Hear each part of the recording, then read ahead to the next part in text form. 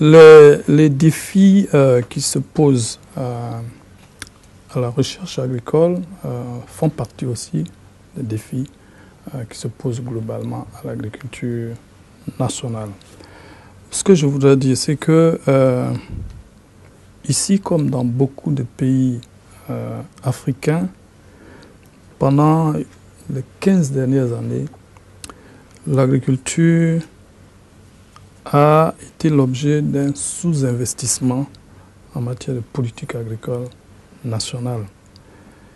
Et je peux dire donc que pendant cette période, globalement, les ressources publiques affectées au développement agricole ont été inférieures à 5% de budget. On parle même de 2% actuellement. Du budget agricole. Du budget total du pays.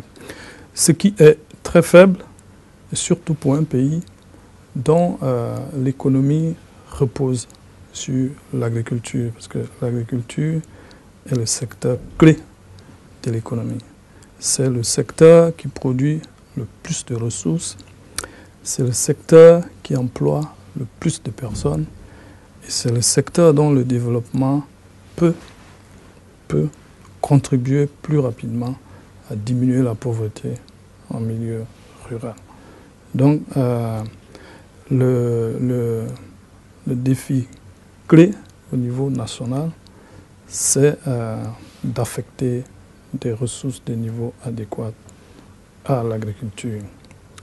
Maintenant, niveau sectoriel, ce qui probablement limite encore l'impact de la recherche sur le développement agricole au niveau des producteurs, c'est peut-être de mettre en place un mécanisme beaucoup plus efficace de transfert de technologies de la recherche aux producteurs.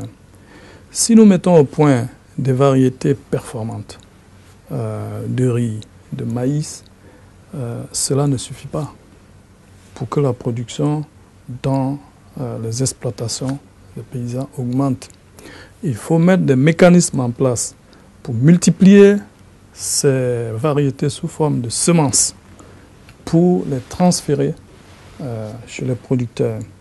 Il faut mettre des mécanismes en place pour fournir des intrants agricoles, des engrais appropriés à des prix accessibles à ces paysans. Il faut être capable de les former à l'utilisation de ces variétés, de ces intrants pour avoir une production de niveau élevé.